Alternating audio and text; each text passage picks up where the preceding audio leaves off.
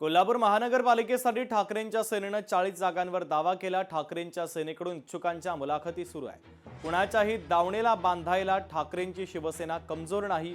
संपर्क प्रमुख अरुण दुधवडकर यांनी महत्त्वाचं वक्तव्य केलं आहे।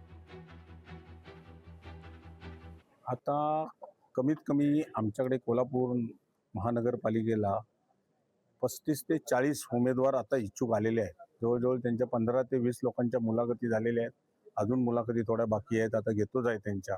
पण चांगल्या पद्धतीचा चांगला प्रतिसाद आज आमचे शिवसैनिक स्वतःहून इथे आज 40 लोक इच्छुक राहिले आहेत, म्हणजे चांगला प्रतिसाद आहे। जालन्यामध्ये भाजपला खुमखुमी असेल तर स्वबळावर लढावं, शिवसेनेचे आमदार अर्जुन खोतकरांनी भाजपला आव्हान दिलं।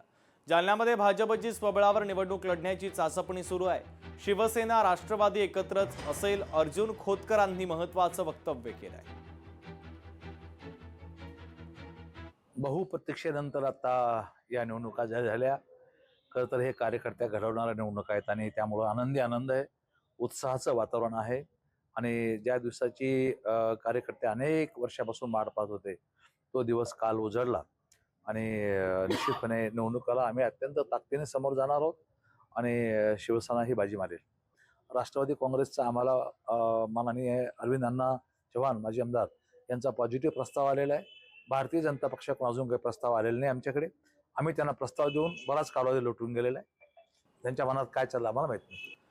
निवडणुका जाहीर झाल्या, निर्णयाचं स्वागत आहे। काँग्रेस ताकदीनं निवडणुकांमध्ये उतरेल असं सतेज पाटलांनी म्हटलं। पुण्यामध्ये दादांची गरज वाटत नसेल म्हणून त्यांना दूर केलं। लोकसभा विधानसभेत गरजेपुरतं जवळ केलं असं सतेज पाटलांनी म्हणत अजित पवारांना टोला लगावला। महाराष्ट्रामध्ये महाविकास आघाडी प्रबळ झाल्याचं पाहायला मिळेल असं सतेज पाटील यांनी म्हटलेलं आहे। नाही, आता पुण्यामध्ये राष्ट्रवादीची गरज वाटत नसेल भाजपला म्हणून त्यांनी बाजूला केला असेल। ज्यावेळी गरज होती विधानसभेला लोकसभेला त्यावेळी घेतलं भाजपनं। आता अजितदादांची गरज वाटत नसेल, त्यांना गरज संपली असेल। तुषार कामठेंनी अजित पवारांची भेट घेतली। दोन्ही राष्ट्रवादीनं पिंपरी चिंचवड पालिकेमध्ये एकत्र लढावं।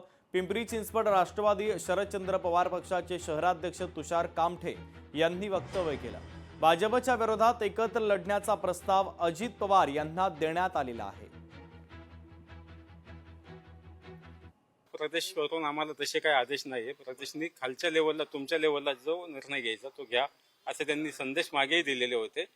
म्हणून मला असं योग्य वाटत होतं, जे भाजपच्या विरोधातील पक्ष संघटना आहेत आणि कालच आदरणीय फडणवीस साहेबांनीच घोषित केलं होतं की राष्ट्रवादी सोबत लढणार नाहीत म्हणून आम्ही महाविकास आघाडीच्या माध्यमातून त्यांना प्रस्ताव द्यायला आलो।